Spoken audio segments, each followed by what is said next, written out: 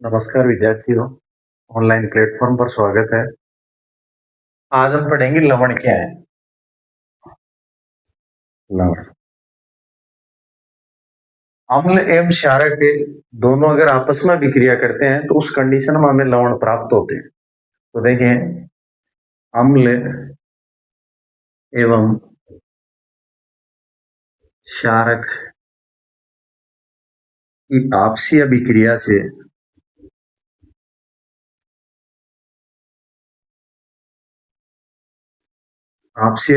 से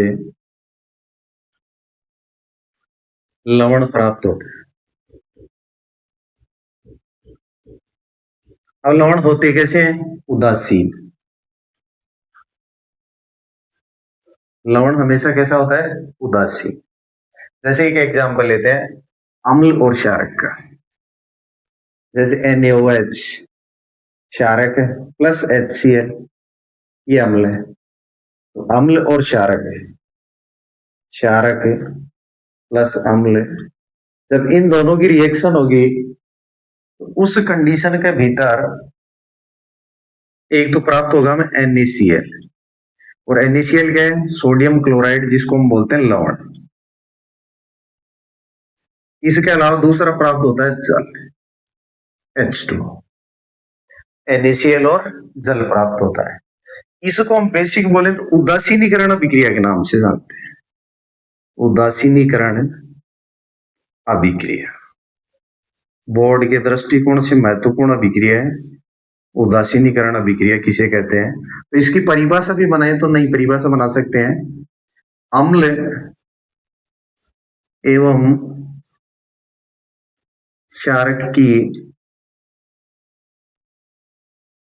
पारस्परिक क्रिया द्वारा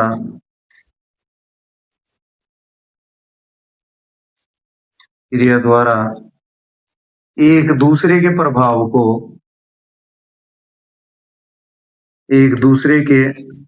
प्रभाव को समाप्त कर देते हैं, जिसे उदासीनीकरण अभिक्रिया कहते हैं।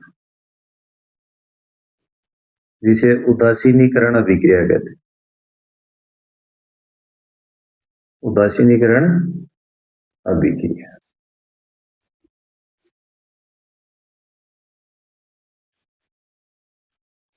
इसमें एग्जाम्पल भी याद रख सकते हैं, NaOH प्लस HCl। जब एक क्षारक है हमारे पास में, एक अम्ल है, तो उस कंडीशन के अंदर एक तो बनेगा लवण और एक बनेगा जल। परिभाषा याद रख ले, उदासीनीकरण अभिक्रिया की अम्ल एवं क्षारक की पारस्परिक क्रिया द्वारा एक दूसरे के प्रभाव को समाप्त कर देते हैं, जिसको हम उदासीनीकरण अभिक्रिया बोलते हैं।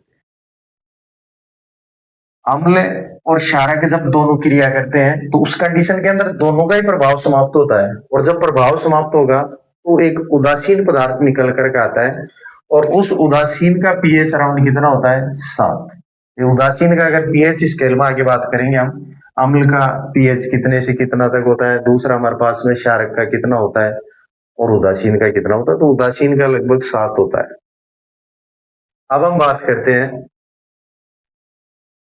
अम्ल और क्षारक की अभिक्रिया धातुओं के साथ में कैसे होती है।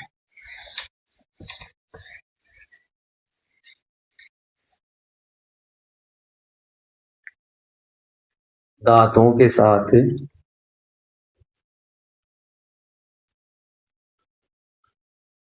अम्ल व क्षारक की अभिक्रिया।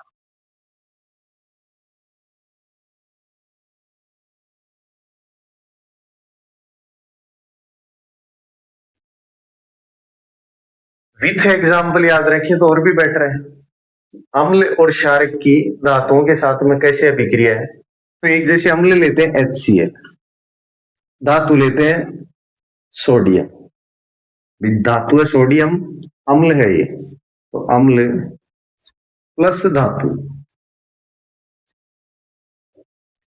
जैसे रिएक्ट करवाते हैं तो उस कंडीशन में एक तो प्राप्त होगा NaCl प्लस होता है हाइड्रोजन। अब ये विशेष ध्यान रखना है कि जब भी अम्ल धातुओं के साथ में विक्रिया करता है तो लवण प्लस हाइड्रोजन गैस देता है। लवण plus hydrogen gas, hydrogen gas release होती है, ये ध्यान में रखना आपको। अब इस हाइड्रोजन गैस की पहचान करने का डायग्राम एनसीईआरटी में दिया हुआ है। पहचान कैसे करते हैं? तो जब भी हम हाइड्रोजन गैस को साबुन के पानी से गुजारेंगे, जैसे ही साबुन के पानी से गुजरती है, उस कंडीशन के अंदर इसके बुलबुले बनते हैं, और उन बुलबुलों के पास में अगर जलती हुई मोमबत्ती ले जाते हो आप, जलती हुई मोमबत्ती, तो जलती हुई मोमबत्ती ले जाने पर वो पॉप साउंड के साथ में जलती है, पॉप साउंड, पॉप साउंड कहते हैं, या फटफट की ध्वनि के साथ में जलती है, तब पहचान की जाती है कि वो गैस कौन सी थी, हाइड्रोजन। अब इन गैसों का उपयोग भी पूछता है, प्रत्येक गैस का आपको जैसे हाइड्रोजन का पता होना चाहिए, ऑक्सीजन का पता होना चाहिए, कार्बन डाइऑक्साइड, इसके अलावा क्लोरीन। तो जैसे क्लोरीन गैस को अगर पानी के अंदर छोड़ा जाता है तो उस कंडीशन के अंदर जल की शुद्धता बनाए रखती है, हानिकारक जीवाणु कीटाणु होते हैं उनको नष्ट करने के लिए काम में ली जाती है। कार्बन डाइऑक्साइड आग को बुझाने के काम में आती है। दूसरा एक एक्सपेरिमेंट और दिया हुआ है बुक में कि जैसे ही चूने के पानी के अंदर कार्बन डाइऑक्साइड गैस रिलीज करते हैं तो उस कंडीशन में वह पानी दूधिया हो जाता है, चूने का पानी कैसा हो जाता है, दूधिया। तो वहां भी पहचान की जाती है। ऑक्सीजन का आप सबको पता ही, ऑक्सीजन बर्निंग के लिए काम में ली जाती है, यानी कि आग लगाने के लिए काम में आती है। दूसरा, फूड का डाइजेशन में काम में आ रही है। कोई भी खाद्य सामग्री है उसका उपचयन करवाने के लिए कौन सी गैस काम में आती है, ऑक्सीजन।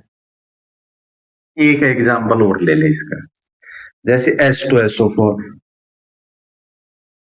इसकी रिएक्शन हम जिंक से करवा लें, Zn से, तो उस कंडीशन के अंदर ZnSO4 यानी कि zinc sulphate plus hydrogen gas बाहर निकलती, दोनों ही कंडीशन में ध्यान रखें।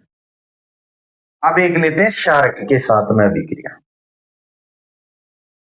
तो क्षारक लेते हैं, जैसे NaOH हमारे पास में क्षारक है,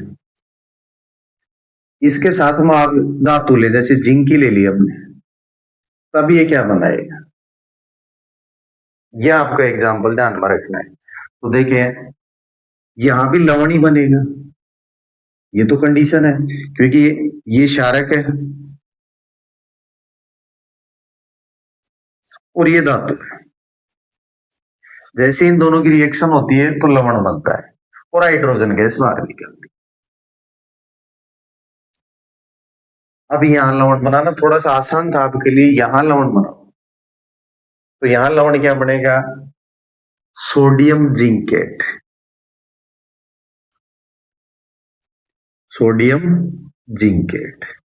अब सोडियम जिंकेट बन रहा है तो इसका फॉर्मूला कैसे बना है, सोडियम जिंकेट का फॉर्मूला भी तो बनाना है। तो देखिए सोडियम पहले लिखा हुआ है Na, Zn को लिख लिया आप, और ऑक्सीजन लिख लिया, सोडियम जिंकेट। अब इसको बैलेंस करना आपको पहले, तो सोडियम के ऊपर प्लस का चार्ज, जिंक के ऊपर प्लस का 2 है, और ऑक्सीजन पे माइनस का 2। तो यहाँ टोटल प्लस का 3 चार्ज है, जबकि यहाँ माइनस का 2 ही चार्ज है। भी यहाँ देखें तो प्लस का 3 चार्ज है, जबकि यहाँ माइनस का 2 चार्ज है। अब इसको कैलकुलेट कैसे करेंगे, जैसे Zn को डबल करते हैं, जैसे मैं नीचे फॉर्मूला बनाता हूं, यहाँ देखिए NaZn2O, तो उस कंडीशन में यहाँ Zn 2 चुके हैं तो चार्ज कितना हो गया, +4, यहाँ कितना हो गया, प्लस, तो +5 चार्ज हो गया टोटल। ऑक्सीजन का -2 ही है।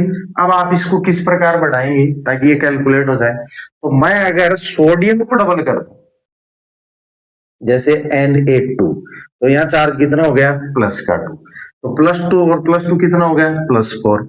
अब मैं ऑक्सीजन को डबल करूं तो यहाँ टोटल कितना हो गया, -4। तो ये फॉर्मूला बनेगा Na2ZnO2, इस प्रकार बना हुआ है ये फॉर्मूला। याद नहीं रहे इसलिए बताया कि इसको आप इस प्रकार भी हल कर सकते हैं, Na2ZnO2। तो ये सोडियम जिंकेट था। क्षारक जब भी धातुओं के साथ में रिएक्ट करता है तो उस कंडीशन में लवण और हाइड्रोजन गैस रिलीज होती है। ये दोनों पॉइंट क्लियर है। एक हमने पढ़ाया भी लवण क्या होते हैं, उदासीनीकरण अभिक्रिया भी साथ में हो गई, उस उदासीनीकरण अभिक्रिया का एग्जाम्पल भी देख लिया। उसके अलावा देखें धातुओं के साथ अम्ल एवं क्षारक की अभिक्रिया। HCl प्लस सोडियम जैसे ही रिएक्ट करता है तो NaClH2, और इस हाइड्रोजन गैस की पहचान करने का तरीका क्या है, तो ये ध्यान में रखिए, जैसे इसको साबुन का जो पानी होता है उस पानी में से गुजारेंगे तो उस कंडीशन में इसमें बुलबुले बनेंगे, और इन बुलबुलों के पास में जलती हुई मोमबत्ती को लेकर के जाएंगे तो वो पॉप साउंड के साथ में जलेगी, यानी कि फट फट की ध्वनि के साथ में जलती है। सेकेंड एग्जाम्पल ये वही, अम्ल और धातु जब रिएक्ट करवाए तो ये लवण बना और ये हाइड्रोजन गैस निकली। क्षारक के साथ में जब धातु की रिएक्शन हुई तो उस कंडीशन के अंदर सोडियम जिंकेट बना और हाइड्रोजन गैस रिलीज हुई। इससे अगली क्लास के अंदर हम पढ़ेंगे धातु कार्बोनेट और धातु बाइकार्बोनेट के साथ में क्या रिएक्ट होते हैं, अम्ल किस प्रकार अभिक्रियाएं करते हैं उनके बारे में। धन्यवाद।